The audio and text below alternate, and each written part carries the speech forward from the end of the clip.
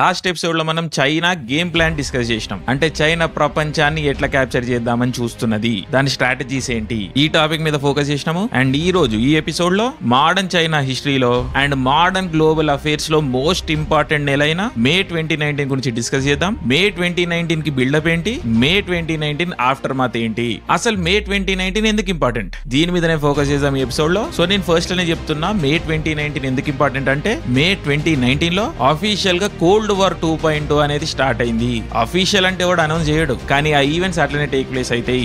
Decoupling అనేది start అయింది west కి, అమెరికాకి అండ్ చైనాకి. ఈ కోల్డ్ వార్ లో యాజ్ యూజువల్ ప్రపంచ బట్కాయిస్తుంది. మనలాంటి కంట్రీ సెకండరీ ప్లేయర్స్ అయి కాన్సిక్వెన్సెస్ బేర్ చేస్తూ ఉంటాయి. సో యూఎస్ కి చైనాకి మధ్యలో కొట్లాటల మనకెందుకు అని అనుకోవచ్చు మీరు, కానీ లేదు, మన లైఫ్ లో ప్రతి ఆస్పెక్ట్ ఈ కోల్డ్ వార్ 2.0 వల్ల ఎఫెక్ట్ అవుతుంది. అందుకని మనం దీన్ని అర్థం చేసుకోవడం చాలా చాలా ఇంపార్టెంట్. నేను మళ్ళీ ఒకటే విషయం చెప్తున్నా, ఈ రోజు వార్ఫేర్ అనేవి మిలిటరీల మధ్య జరగవు, మనుషుల మీద జరుగుతున్నది సైకలాజికల్ వార్ఫేర్. సో అందుకని మనం యాక్టివ్ ఉండాలి. ఏంటి అని బేసిక్ అండర్స్టాండింగ్ ఒకటి ఉండాలి మనకి. అగైన్ ఈ ఎపిసోడ్ లో నేను కొన్ని విషయాలు చెప్తాను, వాటిని ఎట్ ఫేస్ వాల్యూ తీసుకోకూడదు. మీరు వెళ్ళి మీ ఓన్ రీసెర్చ్ చేయండి, చదవండి, తర్వాత మీ ఓన్ కంక్లూజన్స్ కి రండి. నా మాట నమ్మాల్సిన అవసరమే లేదు మీకు, నేనైతే నమ్మొద్దనే చెప్తాను. Okay, so let's start. So China అనే ఈ మహమ్మారిని, ఈ వైరస్ ని ఎవరు తయారు చేసిర్రు, ఈ రోజు ఏ వైరస్ అయితే ప్రపంచాన్ని పట్టి పీడిస్తున్నదో, రేపొద్దున శాసించే ప్రయత్నం చేస్తున్నదో, ఆ వైరస్ అసలు ఎవరు క్రియేట్ చేసిర్రు? మన ప్రతి ఎపిసోడ్ లో చెప్పే ఇవే గ్లోబల్ ఫోర్సెస్ చైనాని క్రియేట్ చేసినాయి, మోడర్న్ చైనాని క్రియేట్ చేసినాయి. మోడర్న్ చైనా ఫండర్స్ ఎవరు? బ్రిటన్ లో కూర్చున్న ఎలిట్స్, సిటీ ఆఫ్ లండన్. మళ్ళీ సిటీ ఆఫ్ లండన్ అంటే లండన్ సిటీ కాదు, సిటీ ఆఫ్ లండన్ అనేది ఒక స్పెసిఫిక్ థింగ్. గ్లోబల్ పాలిటిక్స్ లో చాలా ఇంపార్టెంట్ ఇది సిటీ ఆఫ్ లండన్ అనేది. దీన్ని సెపరేట్ ఎపిసోడ్ లో ట్యాకిల్ చేద్దాము, బట్ గుర్తుపెట్టుకోండి, city of London, next wall street, next silicon valley, American elite అంటే అమెరికన్ డీప్ స్టేట్. సో ఇవే గ్లోబలిస్ట్ ఫోర్సెస్ కదా మోడర్న్ చైనాని తయారు చేసింది. మోడర్న్ చైనా అన్న ఒక మహమ్మారిని తయారు చేసి ప్రపంచం మీదకి వదిలింది. మళ్ళీ ఈ రోజు వీళ్ళు వచ్చి చైనాని బూచి అంటారు. అంటే మనం పిచ్చోళ్ళమా, మనం అవలగాళ్ళమా? చైనాని వరల్డ్ సిస్టమ్ లోకి ఇంటిగ్రేట్ చేసింది ఎవరు? ఈ రోజు ప్రపంచాన్ని చైనా మీద డిపెండ్ అయ్యేలా చేసింది ఎవరు? ఇదే గ్లోబలిస్ట్ ఫోర్సెస్. మళ్ళీ ఈ రోజు వచ్చి మనం చైనాకి దూరంగా ఉండాలంటారు, ట్రేడ్ వార్ అంటారు, అదంటారు, టెక్నాలజీ డీకప్లింగ్ అంటారు. అంటే మనం ఇడియట్సా? 30 years చెప్పినావు నువ్వు మాకు చైనాని నమ్ముకోండి, China is the factory of the world. Like what happened to all of that? Trash అది. అంటే నువ్వు 30 ఏళ్ళకి ఒకసారి స్ట్రాటజీ మారుస్తావు, నువ్వు ఎగిరించినట్టు మేము ఎగరాలా 30 ఏళ్ళకి ఒకసారి? మా మొత్తం లైఫ్ స్టైల్ మార్చుకోవాలా నీకోసం? అంటే మాకు లైఫ్ లేవా? What is this trash? But anyway, let's focus on events here. Last episode లో ఏం చెప్పినాము? 1999 లో చైనా గ్లోబల్ టేక్ ఓవర్ కో ప్లాన్ వేసుకున్నది అని చెప్పినాం. అండ్ అది చాలా సక్సెస్ఫుల్ గా ఇంప్లిమెంట్ చేసుకుంటూనే వస్తున్నది. అఫ్ కోర్స్ చైనీస్ ఎకానమీలో ఛాలెంజెస్ ఉన్నాయి. చైనా అనేది ఒక ఇన్సులర్ స్టేట్, దాని లోపల ఏం జరుగుతున్నది అన్న ఇన్ఫర్మేషన్ బయటికి ఎక్కువ రానియదు. కానీ చైనాలో వందల ప్రాబ్లమ్స్ ఉన్నాయి, వాటిని మనం వేరే ఎపిసోడ్ లో ట్యాకిల్ చేద్దాము. బట్ గ్లోబల్ ఆర్డర్ లో మాత్రం చైనా చాలా ఎఫెక్టివ్ గా రైజ్ అయింది. సో 70s 80s లో స్టార్ట్ అయిన ఈ ప్రస్థానం 2014-15 కి పీక్ అయింది. అమెరికా అండ్ వెస్ట్ ఈ రైజ్ ని అబ్జర్వ్ చేస్తున్నాయి, కానీ ఈ మోడర్న్ చైనా మనం పెంచిన పాము కదా, సో ఏదో ఒక టైంలో మనం దీన్ని కంట్రోల్ చేయొచ్చు అని అమెరికా వెస్ట్ అనుకుంటా ఉన్నారు. అదే విధంగా అమెరికన్ పాలిటిషియన్స్ కూడా అనుకుంటా ఉన్నారు. కానీ అమెరికాకు ఒక బిగ్గెస్ట్ షాక్ తగిలింది 2014-15 లో, అదే ఓపియం హ్యాక్. అగైన్ అమెరికా గురించి మనకు తెలుసు కదా, ప్రపంచంలో ఎవరు తగలబడుతున్నా శాంతి గమ్మునుండ్రి, చూసుకోండి, సబర్ పట్టుండి అంటారు. కానీ వాళ్ళ చిటికిన గోరికి చిన్న దెబ్బ తగిలినా ప్రపంచవంతం అయిపోతుంది అని వాళ్ళు అగ్రెసివ్ గా బిహేవ్ చేస్తూ ఉంటారు. అఫ్ కోర్స్ వాళ్ళు global dominant power, biggest goonda that exist on the face of earth. So వాళ్ళు చెప్పిందే నడుస్తుంది. సో వాళ్ళకి 2014 లో ఒక పెద్ద దెబ్బ తగిలింది. Office of personal management hack అంటారు దీన్ని. 21 million public employees record digitally దొంగతనం చేయబడ్డది. ఇది చాలా చాలా ఇంపార్టెంట్ విషయం, చాలా చాలా క్రిటికల్ విషయం. సో అమెరికా న్యాచురల్లీ షేక్ అయింది. అండ్ అందరికి తెలుసు ఈ పని చేసింది చైనా అని. సో చైనా అనేది ఎంత పెద్ద threat American establishment, especially political establishment realize అయింది. అండ్ ఇది పబ్లిక్ లో కూడా చాలా సర్క్యులేషన్ లోకి వచ్చింది. సో అమెరికన్ పబ్లిక్ కూడా ఒక రియల్ థ్రెట్ అనేది ఫీల్ అవ్వడం స్టార్ట్ అయినరు. సో న్యాచురల్లీ పాలిటిషియన్స్ ఏదో ఒక యాక్షన్ తీసుకోవాలి కదా. సో 2015 లో American president Obama, People's Republic of China chairman Xi Jinping, వీళ్ళిద్దరూ కలిసి ఒక అగ్రిమెంట్ సైన్ చేస్తారు. అదే సైబర్ సెక్యూరిటీ అగ్రిమెంట్. ఈ అగ్రిమెంట్ ప్రకారం అమెరికా చైనా పైన సైబర్ అటాక్స్ చేయదు, అండ్ చైనా అమెరికా పైన సైబర్ అటాక్స్ చేయదు. ఇంటెలెక్చువల్ ప్రాపర్టీ కొట్టేయడానికి చూడరు, ఈ సైబర్ ఫైనాన్షియల్ క్రైమ్లు కూడా చేయడానికి చూడరు ఒక కంట్రీ ఇంకో కంట్రీ పైన. ఇది deal on paper. So Obama నేను చైనాని కంట్రోల్ చేసేసిన, ఇది ఒక గ్రేట్ డిప్లొమాటిక్ విన్ అని చెప్పేసి బాగా పబ్లిసిటీ చేసుకున్నాడు. కానీ వాస్తవంగా ఏం జరిగింది అక్కడ? కొన్ని నెలల్లోనే యుఎస్ ఇంటెలిజెన్స్ కి అర్థమైపోయింది సైబర్ అటాక్స్ ఆగలేదు. జస్ట్ ఏం జరిగింది, చైనీస్ గవర్నమెంట్ ఏజెంట్లు కాకుండా సో కాల్డ్ ప్రైవేట్ సెక్టర్ నుంచి హ్యాక్లు అవ్వడం స్టార్ట్ అయినాయి. బట్ మనకు తెలుసు చైనాలో there is nothing called private sector, అన్ని గవర్నమెంట్ సెక్టర్లే, జస్ట్ పేర్లు ఉంటాయి అంతే. సో ఈ సైబర్ ఎస్పియోనాజ్, సైబర్ అటాక్స్ అనేవి కంటిన్యూనే అవుతా వచ్చినాయి. సో 2015 సైబర్ సెక్యూరిటీ అగ్రిమెంట్ అనేది స్పెక్టాక్యులర్లీ ఫెయిల్ అయింది. చైనా మళ్ళీ అమెరికన్ డామినెన్స్ ని ఛాలెంజ్ చేసింది. సో ఒబామా ఫెయిల్ అయ్యిండు చైనాను కంట్రోల్ చేయడంలో. నెక్స్ట్ మొనగాడు ట్రంప్ వచ్చిండు, 100 రోజులలో చైనాని సెట్ చేసేస్తా అని చెప్పిండు. తెలుసు కదా ట్రంప్ అన్ని సెట్ చేసేసాడు, అట్లా అంటే స్టేట్మెంట్లలో సెట్ చేసేసాడు మొత్తం, కానీ యాక్షన్ లో కనిపించదు, అది వేరే విషయం. బట్ సెట్ అయితే చేసేస్తా అని చెప్పిండు. సో 2017 లో 100 డే యాక్షన్ ప్లాన్ అని ఒకటి స్టార్ట్ అయింది. దీంట్లో ట్రంప్, షీ జింగ్పింగ్ కలుస్తారు. ట్రేడ్ అనేది మళ్ళీ మనం రీసెట్ చేయాలి అని మాట్లాడతారు. ఈ అగ్రిమెంట్ ప్రకారం చైనా ఏం చేయాలి, US agriculture and energy imports ని పెంచుకోవాలి, అండ్ యుఎస్ ఏం చేయాలి, ట్రేడ్ డెఫిసిట్ ని తక్కువ చేసుకోవాలి, అండ్ చైనీస్ మార్కెట్స్ కి బెటర్ యాక్సెస్ అనేది చేసుకోవాలి. సో ఈ అగ్రిమెంట్ అనేది అమెరికాకి బెనిఫిట్ ఉన్న అగ్రిమెంటే. అంటే Trump art of the deal అని చెప్తా ఉంటాడు కదా. సో చూసిర్రా ముక్కు విండి, చైనా ముక్కు విండి ఎలాంటి డీల్ పట్టుకొచ్చినా అని చెప్పి క్లెయిమ్ చేసుకున్నాడు. అండ్ మనకు తెలుసు షీ అయినా లేకపోతే చైనా అయినా డైరెక్ట్ కాన్ఫ్రంటేషన్ అవాయిడ్ చేస్తాయి. సో వాళ్ళు అబద్ధాలు చెప్తారు, అగ్రిమెంట్లను సైన్ చేస్తారు. ఎందుకంటే 2017 లో they don't want a war with America, they want a war with America 30 years later. So అప్పటి వరకు ఎన్ని అబద్ధాలను ఆడతారు, ఎన్ని అగ్రిమెంట్లను సైన్ చేస్తారు, ఎన్ని ఫేక్ డిప్లొమాటిక్ మీటింగ్లన్నీ అటెండ్ అవుతారు. సో నేచురల్లీ ట్రంప్ సంకల్ గుద్దుకున్నాడు, ట్రంప్ విక్టరీ క్లెయిమ్ చేసుకున్నాడు. బట్ ప్రపంచానికి తెలుసు, మనకు తెలుసు, చైనా ఈ అగ్రిమెంట్ తోని ఫాలో త్రూ చేయలేదు. So within few months Trump కి అర్థమైపోయింది వీళ్ళు మన మాట వినరు అని. అండ్ చైనా ట్రేడ్ పైన, ఇంటెలెక్చువల్ ప్రాపర్టీ పైన, అండ్ టెక్నాలజీ పైన పియర్ కి చెప్పడానికి ఒకటి చెప్తున్నారు, కానీ బిహైండ్ ద సీన్స్ ఇంకోటి చేస్తున్నారు అని ట్రంప్ రియలైజ్ అయ్యిండు. అండ్ ఒక మేజర్ ఇన్వెస్టిగేషన్ ఇనిషియేట్ చేసి ఈ ప్రాసెస్ లో దీన్ని సెక్షన్ 301 ఇన్వెస్టిగేషన్ అంటారు. అగైన్ ఇవన్నీ కొంచెం టెక్నికల్ విషయాలాగా అనిపించచ్చు, అండ్ నేనేమి వీటిపైన ఎక్స్పర్ట్ కాదు. బట్ మీకు ఈ సిరీస్ ఆఫ్ ఈవెంట్స్ అనేవి కూర్చోవడం ఇంపార్టెంట్. సో అందుకని టచ్ చేసుకుంటూ వెళ్దాం ఇవన్నీ. ఇంకెవరైనా ఎక్కువ ఇంట్రెస్టెడ్ ఉన్న వాళ్ళు వెళ్ళి చదవండి వీటిపైన, బట్ మనం టచ్ చేసి వెళ్ళిపోదాం. సో ఈ ఇన్వెస్టిగేషన్స్ అనేవి ఎందుకు ఇంపార్టెంట్ అంటే, అనెక్డోటల్ గా ఇవన్నీ విషయాలు జరుగుతున్నాయని అందరికీ తెలుసు, కానీ ఆన్ పేపర్ ఇవన్నీ పెట్టడం చాలా చాలా ఇంపార్టెంట్. అప్పుడే నెగోషియేట్ చేయగలుగుతాం, ప్రూఫ్లతోని చూపించగలుగుతారు ఎవరైనా. సో ఈ ఇన్వెస్టిగేషన్ లో ఏం బయటపడ్డది, సిస్టమాటిక్ గా అమెరికన్ టెక్నాలజీ దొంగలించబడుతున్నది అని అర్థమైంది. అండ్ నేను లాస్ట్ ఎపిసోడ్ లో చెప్పిన కదా, every Chinese person is a potential intelligence asset for the CCP. So ఇన్ని అమెరికన్ కంపెనీలు ఉన్నాయి, ఇన్ని అమెరికన్ గవర్నమెంట్ ఏజెన్సీలు ఉన్నాయి. అండ్ మనకు తెలుసు అమెరికాలో ఫారెన్ నేషనల్స్ పనిచేస్తారు, చాలా మంది ఇండియన్స్ కూడా పనిచేస్తారు, కానీ Chinese individuals are not any regular individuals, they are intelligence assets,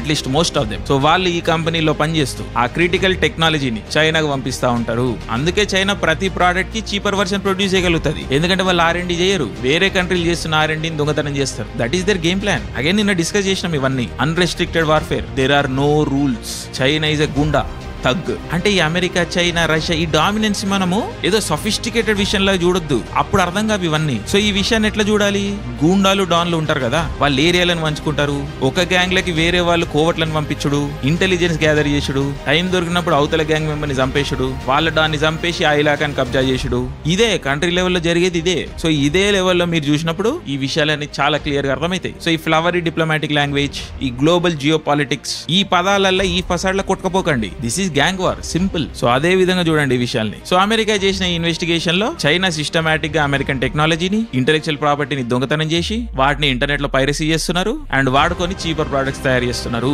so దీని వల్ల అమెరికన్ ఎకానమీ, అమెరికన్ కంపెనీలు బ్లీడ్ అవుతున్నాయి. అండ్ ఇంకా ముఖ్యంగా చైనీస్ టెక్ కంపెనీస్ ఏవైతే ఉన్నాయో అవి అమెరికన్ క్రిటికల్ ఇన్ఫ్రాస్ట్రక్చర్ లోకి ఎంటర్ అయ్యి చైనీస్ స్పైవేర్ ని, మాల్వేర్ ని అమెరికన్ క్రిటికల్ ఇన్ఫ్రాస్ట్రక్చర్ లోకి ఇంట్రడ్యూస్ చేస్తున్నాయి. ఈ విషయాన్ని American intelligence and Trump realize అయ్యారు. సో దీనికి అగేన్స్ట్ గా డెసిషన్స్ తీసుకోవడం స్టార్ట్ చేసిర్రు. సో మెల్లగా చైనా పైన టారిఫ్లు పెంచడం స్టార్ట్ చేసిర్రు. And most important and critical decision, Huawei అనే చైనీస్ టెక్ జైంట్ పైన ఒక విధంగా బ్యాన్ అనేది ఇంప్లిమెంట్ చేయడం స్టార్ట్ చేసిర్రు. ఇది చాలా చాలా క్రిటికల్ స్టెప్. సో ఇది ఒక సివియర్ ఎస్కలేషన్ అన్నమాట. ఫస్ట్ టైం అమెరికా చైనా పైన ఒక అగ్రెసివ్ స్టెప్ తీసుకోవడం. అండ్ మళ్ళీ మనకు తెలుసు చైనాకి డైరెక్ట్ కాన్ఫ్రంటేషన్ నచ్చదని, సో నేచురల్లీ మళ్ళీ ఒక సిట్టింగ్ వేసిర్రు అమెరికా అండ్ చైనా. ఇది కొన్ని నెలల పాటు బిల్డ్ అయింది, బట్ 2019 లో ఇది ఒక కల్మినేషన్ కి వచ్చింది. దీన్నే ద ఫేజ్ 1 డీల్ అంటారు. అగైన్ అవే బేసిక్ థింగ్స్, జస్ట్ చైనా అమెరికాకి మాల్ అమ్ముడే కాదు, అమెరికన్ మాల్ కూడా చైనా కొనుక్కోవాలి. 2 ఏళ్లలో $200 బిలియన్ వర్త్ ఆఫ్ గూడ్స్ ఏమో కొనుక్కోవాలి. This is part of the deal. Next IP protection అనేది ఇంప్రూవ్ చేయాలి. అదే చైనా అమెరికన్ ఐపీకి ప్రొటెక్షన్ అనేది ఇవ్వాలి. ఫోర్స్డ్ టెక్ ట్రాన్స్ఫర్స్ అనే వాపాలి. ఫినాన్షియల్ మార్కెట్స్ ఓపెన్ అప్ చేయాలి. ఇవి చైనా చేయాల్సిన పనులు. అండ్ ఇన్ రిటర్న్ అమెరికా ఏం చేస్తుంది, కొత్త టారిఫ్లు వేయదు, ఉన్న టారిఫ్లు కూడా తక్కువ చేస్తుంది. ఇది ప్లాన్, ఆన్ పేపర్ ఇది ప్లాన్. సో ఇక్కడ స్టోరీలో ఒక ట్విస్ట్ అనేది వస్తుంది. ఈ డీల్ మీరు అబ్జర్వ్ చేస్తే it is very similar to the plaza accord. Japan plaza accord మనం ఎపిసోడ్ చేసినాం, అది చూడండి మీకు క్లారిటీ వస్తుంది. ఒకవేళ చైనా ఈ అగ్రిమెంట్ గాని సైన్ చేస్తే దాని ఎకనామిక్ గ్రోత్ అనేది ఆగిపోతుంది. ఇంకొక 20-30 ఇయర్స్ పాటు అమెరికా అనే డామినెంట్ ఫోర్స్ ఉంటది. చైనా ఏదైతే అమెరికాని ఛాలెంజ్ చేయడానికి చూస్తుందో అది సక్సెస్ఫుల్ అవ్వదు, ఎందుకంటే ఇది అంత పవర్ఫుల్ డీల్ అమెరికన్ ఫేవర్ లోనే ఉంటది. ఎందుకంటే అమెరికానే biggest goonda, biggest military force. And చైనాకి యుద్ధం ఇష్టం లేదు, అట్లీస్ట్ డైరెక్ట్ కైనెటిక్ వార్ఫేర్ అయితే ఇష్టం లేదు. సో చైనాకి ఇంకొక ఆప్షన్ లేదని అమెరికా అనుకున్నది. సో ఎట్లయినా ఈ అగ్రిమెంట్ సైన్ చేసేదని అమెరికా అనుకున్నది. కానీ ఎగ్జాక్ట్లీ మే 2019 లో చైనీస్ ప్రీమియర్ షీ మాస్కోకి వెళ్తాడు. ఇక్కడ పుతిన్ షీ మొత్తం సినారియోని అనలైజ్ చేస్తారు. కాంప్రిహెన్సివ్ స్ట్రాటజిక్ పార్ట్నర్షిప్ అని ఒక కొత్త బిగినింగ్ తీసుకుంటారు చైనాకి రష్యాకి మధ్యలో. వీళ్ళిద్దరు కలిసి మెయిన్ ఏం డిస్కస్ చేస్తారు, ఈ రోజు ప్రపంచం అనేది యూనిపోలార్, అంటే అమెరికా అనేటోడే హెజిమాన్, వాళ్ళే ఇన్ఛార్జ్, దాన్ని మనం మార్చాలి. అండ్ అమెరికా ఇన్ఛార్జ్ ఉన్నన్ని రోజులు చైనాకి రష్యాకి ఎప్పుడు ఎగ్జిస్టెన్షియల్ థ్రెట్ అనేది ఉంటదని వాళ్ళు రియలైజ్ అవుతారు. అండ్ వీళ్ళిద్దరికి అమెరికాతోని చారిత్రాత్మక పగలున్నాయి. సో శత్రువుకి శత్రువు మిత్రుడు అన్న కాన్సెప్టే. సో ఈ యూనిపోలార్ వరల్డ్ ని మల్టీపోలార్ వరల్డ్ చేయాలి. ఈ కంక్లూజన్ కి షీ అండ్ పుతిన్ వస్తారు. అమెరికాని ఛాలెంజ్ చేయాలని ఫిక్స్ అవుతారు. అండ్ ఇక్కడ ముఖ్యంగా షీ ఏం రియలైజ్ అవుతాడు, అమెరికా ఎప్పుడు కూడా చైనాని టెక్ సూపర్ పవర్ అవ్వనివ్వదు, ఐ మీన్ పీస్ఫుల్ గా అవ్వనివ్వదు. సో డీకప్లింగ్ అనేది ఇన్ఎవిటబుల్. సో ఈ ప్రాసెస్ లోనే belt and road initiative expand అవుతుంది. బెల్ట్ అండ్ రోడ్ ఇనిషియేటివ్ అంటే ఏంటి, China is the factory. So ఈ చైనా నుంచి ఏషియాను కలుపుకొని యూరోప్ వరకు ఇదంతా ఒక land mass connected by land. So చైనాలో తయారైతున్న వస్తువు డైరెక్ట్ గా ఫ్రాన్స్ కి ఎందుకు వెళ్తలేదు, ఈ మధ్యలో ఇన్ని అడ్డంకులు ఎందుకున్నాయి, ఎందుకంటే ఒక కంట్రీకి పడదు. వందల ట్రేడ్ అగ్రిమెంట్లు, వందల కన్ఫ్యూజన్లు. సో ఈ స్మూత్ ఫ్లో ఆఫ్ గూడ్స్ అనేది జరుగుతలేదు. అండ్ కన్వేర్ బెల్ట్ అంటే మనకు తెలుసు, కన్వేర్ బెల్ట్ మ్యానుఫాక్చరింగ్ అంటే మనకు తెలుసు. సో ఒక ప్రోడక్ట్ చైనాలోనే ఎందుకు ఫినిష్ అవ్వాలి, రష్యాలో రా మెటీరియల్ తీసుకొని దాంతో చైనాలో ఒక కాంపోనెంట్ తయారు చేసి నెక్స్ట్ ఇంకో కాంపోనెంట్ ఉజ్బెకిస్తాన్ లో తయారై నెక్స్ట్ జర్మనీలో అసెంబ్లీ అయ్యి ఫైనల్లీ అది ఫ్రాన్స్ లోనో ఇంగ్లాండ్ లోనో డెలివర్ కావాలి. అఫ్ కోర్స్ నేను ఓవర్ సింప్లిఫై చేసి చెప్తున్నా, but this is the plan. So ఈ interconnected web of factories, railways, roadways, port systems, ఈ టోటల్ ఎలాబరేట్ సిస్టమ్ ని China belt and road initiative అంటది. ఇది చైనాస్ గ్లోబల్ విజన్. అండ్ దీంట్లో process గా కంట్రీస్ అనేవి ఉండవు, అన్ని పార్ట్ ఆఫ్ ద మార్కెటే. అండ్ ఈ సిస్టమ్ మొత్తం ని చైనా లీడ్ చేస్తుంది. సో ఈ విజన్ ఏదైతే ఉందో దీనికి రష్యా అనేది బిగ్గెస్ట్ అడ్డంకు. ఎందుకంటే రష్యాలో చాలా రా మెటీరియల్ ఉన్నది, గ్యాస్ ఉన్నది, ఎనర్జీ ఉన్నది, అండ్ అంత పెద్ద ల్యాండ్ మాస్ ఉన్నది రష్యాకి. సో రష్యా ఈ ప్లాన్ లో పార్ట్ కాకపోతే ఈ ప్లాన్ అనేది అసలు లాంచ్ అవ్వదు. సో అందుకే 2019 అనేది చాలా చాలా ఇంపార్టెంట్ ఇయర్. ఎందుకంటే రష్యా కేమ్ ఆన్ బోర్డ్. ఈ బెల్ట్ అండ్ రోడ్ ఇనిషియేటివ్ కి రష్యా బేసికలీ అప్రూవల్ ఇచ్చింది. రష్యా చైనా కలిసి అమెరికాని ఎండ్ చేయాలని ఫిక్స్ అయ్యారు. సో అఫీషియల్ గా కోల్డ్ వార్ 2.0 అనేది లాంచ్ అయింది మే 2019 లో. అందుకే ఇది చాలా క్రూషియల్ ఇయర్. సో దీంట్లో భాగంగానే డిజిటల్ సిల్క్ రోడ్ వచ్చింది, 5G infrastructure, smart cities, surveillance technology export చేయడం స్టార్ట్ చేసింది చైనా. తన ఓన్ ఐడియాలజీని ఎక్స్పాండ్ చేయడం స్టార్ట్ చేసింది. అంటే గ్రౌండ్ సెట్ చేస్తుంది అనమాట పొలిటికలీ, తన అల్టిమేట్ విజన్ అచీవ్ చేయడానికి. ఈ ఐడియాలజీ ఏంది అని మనం నెక్స్ట్ ఎపిసోడ్ లో డిస్కస్ చేద్దాం. బట్ ఫర్ నౌ మీరు అర్థం చేసుకొని ట్రై చేయండి మే 2019 అనేది ఎందుకు ఇంపార్టెంట్ అని. So first time in 30-40 years Chinese communist party official గా నారేటివ్ అనేది ఫ్లిప్ చేసింది. US is not a partner anymore, America మన ఎనిమీ అని డిక్లేర్ చేసింది. సో ఇమ్మీడియట్లీ ఆఫ్టర్ మే 2019 ఏం జరిగింది మనకు తెలుసు, అమెరికాతో కొట్లాటకు పోదు చైనా. కైనెటిక్ వార్ఫేర్ లో చైనా ఓడిపోతుంది, లేదా లాస్ట్ టూ మచ్ ఉంటది, అది చైనాకు తెలుసు. అండ్ లాస్ట్ ఎపిసోడ్ లో అన్రెస్ట్రిక్టెడ్ వార్ఫేర్ చూసినాం మనం. సో చైనాకి డైరెక్ట్ యుద్ధం చేయడం ఇష్టం లేదు, కానీ మనం అన్రెస్ట్రిక్టెడ్ వార్ఫేర్ ఏం చూసినాం, టెర్రర్ దీనిలో పార్ట్ అని తెలుసుకున్నాం. అండ్ టెర్రర్ లో one of the most powerful tools ఏంటి, బయోలాజికల్ టెర్రర్. అర్థం చేసుకోండి, బయోలాజికల్ టెర్రర్. సో మే 2019 తర్వాత immediately with in few weeks ఒక కొత్త వైరస్ స్ప్రెడ్ అవుతున్నట్టుగా చైనాలోంచి న్యూస్ రావడం స్టార్ట్ అయింది. అఫ్ కోర్స్ అది స్పోరాడిక్ ఈవెంట్సే. సో ప్రపంచం పెద్ద పట్టించుకోలేదు. అగైన్ నేనేం ఇన్సిన్యూట్ చేస్తలేను, ఇది ఇట్లా జరిగింది అది అట్లా జరిగింది అని నేను చెప్పడానికి ట్రై చేస్తలేను, కానీ క్రోనాలజీ ఫాలో కండి మీరు. Unrestricted warfare and China doctrine, America and ఈ వెస్టర్న్ గ్లోబల్ డామినెన్స్ ఏదైతే ఉందో అది మనకు శత్రువు అని సిసిపి డిక్లేర్ చేసింది. అండ్ ఇమ్మీడియట్లీ ఫ్యూ వీక్స్ లో చైనాలో ఒక కొత్త వైరస్ లీక్ అయింది. ఇది ఎట్లా లీక్ అయింది అని ఈ మధ్య న్యూస్ వస్తున్నది. ఒక 4-5 ఇయర్స్ దీన్ని కప్పిపెట్టిర్రు. WHO దీన్ని కప్పిపెట్టింది, సిసిపి దీన్ని కప్పిపెట్టింది, అమెరికన్ మీడియా దీన్ని కప్పిపెట్టింది, UN దీన్ని కప్పిపెట్టింది. బట్ ఈ రోజు మనకి ఇన్ఫర్మేషన్ వస్తుంది. అగైన్ నేను దాని మీద స్పెక్యులేట్ చేయను, you come to your own conclusions. But 2019 లో ఈ వైరస్ స్టార్ట్ అయిందని తెలిసిన తర్వాత కూడా వుహాన్ నుంచి ఫ్లైట్స్ ఆగలేదు. And immediately with in first few weeks of 2020 ప్రపంచం అనేది స్తంభించిపోయింది. కోవిడ్ పాండమిక్ అనేది ప్రపంచాన్ని టేక్ ఓవర్ చేసింది. అర్థం చేసుకోండి. అగైన్ నేనేం చెప్పని ట్రై చేస్తలేను, జస్ట్ క్రోనాలజీ ఆఫ్ ఈవెంట్స్ అర్థం చేసుకోండి. ఓకే, సో ఈ పాండమిక్ లో చైనా ఏం చేసింది, ఎకానమీ మీద దాని గ్రిప్ ని పెంచుకున్నది, గ్లోబల్ ట్రేడ్ ని డిస్టర్బ్ చేసింది, సప్లై చైన్స్ ని డిస్టర్బ్ చేసింది, అండ్ ప్రపంచంలోని చాలా బీద దేశాలని చైనా మీద డిపెండ్ అయ్యేలాగా చేసుకున్నది.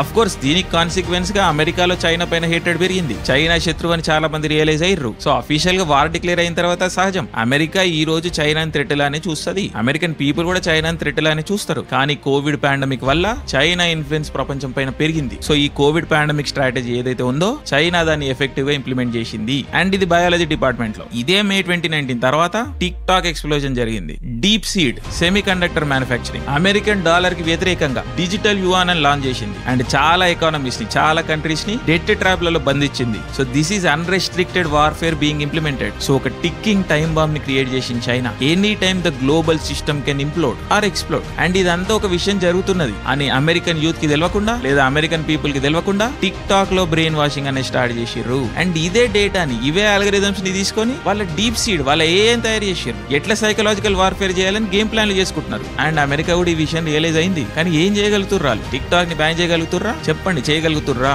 అండ్ ఈ రోజు అమెరికన్ యూత్ టోటలీ డీరాసినేట్ అయిపోయి ఉన్నారు. యుద్ధానికి వెళ్లే మూడ్ లో లేరాళ్ళు. అమెరికన్ సిస్టమ్స్ పైన ఈ రోజు అమెరికన్ పబ్లిక్ కి చాలా చాలా తక్కువ నమ్మకం ఉన్నది. ట్రంప్ వచ్చి ఏదో మారుస్తాడు అనుకున్నారు. ఇప్పుడు అక్కడ కూడా ఏం జరుగుతలేదని అర్థమైపోయింది. Trump is not really in charge అని జనాలు కూడా రియలైజ్ అవుతున్నారు. సో గ్లోబల్ ఆర్డర్స్ లో అమెరికా డామినెన్స్ అనేది తగ్గుతున్నది, చైనీస్ డామినెన్స్ అనేది పెరుగుతున్నది. అఫ్ కోర్స్ చైనాలో కూడా వందల ప్రాబ్లమ్స్ ఉన్నాయి. అవన్నీ మనం వేరే ఎపిసోడ్ లో డీల్ చేద్దాము. అండ్ ఈ మొత్తం ప్రాసెస్ లో అమెరికా గమ్మును కూసలేదు. రష్యాని యుక్రెయిన్ వార్ లో అటకాయించింది. టెక్నికలీ పుతిన్ అటాక్ చేసింది యుక్రెయిన్ ని. కానీ అటాక్ చేయడానికి రెచ్చగొట్టింది ఎవరు? It's up for debate. But US role అయితే క్లియర్ గా ఉంది కదా యుక్రెయిన్ సిచ్యువేషన్ లో. సో ఈవెంట్స్ ని, క్రోనాలజీని అర్థం చేసుకోండి మీరు. నెక్స్ట్ చైనా మీద వచ్చి టారిఫ్లు, అమెరికన్ సెమీ కండక్టర్ టెక్నాలజీ లేదా హై అండ్ ఏ సిస్టమ్స్ కి చైనాకి యాక్సెస్ లేకుండా చేసుడు. ఇట్లా అమెరికా చేయాల్సిన పనులు అమెరికా చేస్తున్నది. మిలిటరీలీ కూడా చైనాను కార్నర్ చేయడానికి చూస్తున్నది. ఆస్ట్రేలియా, కొరియా, జపాన్, కొన్ని కేసెస్ లో ఇండియాని కలుపుకొని సముద్రంలో చైనాని ఐసోలేట్ చేయడానికి చూస్తున్నది. సో అమెరికా ఏం కాలికి కూసుట్టలేదు మొత్తం ప్రాసెస్ లో. సో బాటమ్ లైన్ ఏంటంటే this is basically cold war 2.0. దీంట్లో ఇరాన్ రోల్ ఏంటి, టర్కీ రోల్ ఏంటి, పాకిస్తాన్ రోల్ ఏంటి, అండ్ ఇండియా రోల్ ఏంటి, ఇవన్నీ కూడా మనం ఫర్దర్ గా డిస్కస్ చేద్దాము. కొత్త కొత్త అలయన్సెస్ ఫామ్ అవుతున్నాయి. ప్రపంచం అనేది చీలిపోతున్నది. అమెరికా డామినెన్స్ అనేది తగ్గుతున్నది. చైనా డామినెన్స్ అనేది పెరుగుతున్నది. అదే విధంగా చైనాలో ప్రాబ్లమ్స్ పెరుగుతున్నాయి, అమెరికాలో ప్రాబ్లమ్స్ పెరుగుతున్నాయి. ఈ రెండు సైడ్లకి ఇండియా అనేది ఒక బిగ్ ప్రాబ్లం. ఎందుకంటే ఇండియా ఇండిపెండెన్స్ స్టాన్స్ తీసుకుంటది.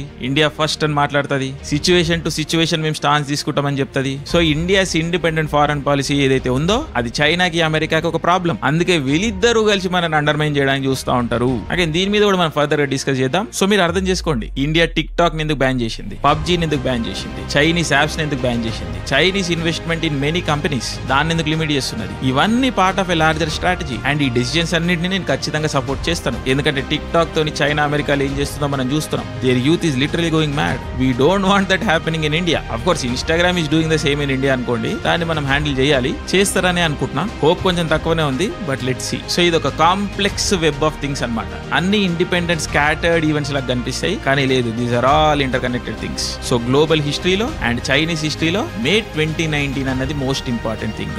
సో ఈ సిరీస్ ఆఫ్ ఈవెంట్స్ మీకు అర్థమైనాయని అనుకుంటున్నా. అట్లీస్ట్ ఒక బేసిక్ అండర్స్టాండింగ్ వచ్చిందని అనుకుంటున్నా. అఫ్ కోర్స్ ఈ రోజు ఎపిసోడ్ చాలా టెక్నికల్ గా హెవీ ఇన్ఫర్మేషన్ లాగా అనిపించవచ్చు, బట్ మధ్య మధ్యలో ఇలాంటి ఎపిసోడ్లు అవసరం. ఆ కాంటెక్స్ట్ అనేది అవసరం. అందుకే కొంచెం ఎక్కువ డీటెయిల్స్ ఇచ్చిన ఈ రోజు. సో అర్థం చేసుకుంటారని అనుకుంటున్నా. సో ఈ సిరీస్ లో చైనా మీద ఇంకొక ఎపిసోడ్ పడుతుంది. అసలు చైనీస్ ఐడియాలజీ ఏంటి, వాళ్ళు ఏం చేయాలనుకుంటున్నారు, ఆ టెక్ అథారిటేరియనిజం ఏంటిది. ఈ రోజు వరకు మనం డెమోక్రసీ చూసినాం, కమ్యూనిజం చూసినాం, లేదా మోనార్కీలు చూసినాం. కానీ ఈ టెక్ అథారిటేరియనిజం అంటే ఏంటి, ఇది చైనా ఏ విధంగా ఎక్స్పోర్ట్ చేస్తున్నది, ప్రపంచాన్ని ఏ విధంగా టేక్ ఓవర్ చేయాలనుకుంటున్నది. దీని మీద ఒక క్రిస్ప్ వీడియో అనేది ఉన్నది ప్లాన్ లో. అది మీకు ఇమ్మీడియట్లీ కావాలా లేకపోతే ఒక ఫ్యూ డేస్ తర్వాత కావాలా అనేది మీరు కింద కామెంట్స్ లో మెన్షన్ చేయండి. దాన్ని బట్టి మనం ఫర్దర్ గా డెసిషన్ తీసుకుందాం. సో ఈ దొంగల ముఠా సిరీస్ అనేది కంటిన్యూ అవుతా ఉంటది. బట్ చైనా మీద ఒక బేసిక్ అండర్స్టాండింగ్ వచ్చిందని అనుకుంటున్నాను. అదే మన అటెంప్ట్. సో మా ఎఫర్ట్స్ మీకు నచ్చుతున్నట్టయితే లైక్ చేయండి, కామెంట్ చేయండి, సబ్స్క్రైబ్ చేసుకోండి. మోస్ట్ ఇంపార్టెంట్లీ నోటిఫికేషన్స్ ఆన్ లో పెట్టుకోండి. అండ్ ఈ వీడియోస్ అన్ని చాలా ఫ్యామిలీ ఫ్రెండ్లీనే ఉంటున్నాయి కాబట్టి మీ ఫ్యామిలీతోని, పేరెంట్స్ తోని, ఫ్యామిలీ గ్రూపులలో షేర్ చేయండి. It means a lot to us. So yes, love you all. Thank you. Jai Hind.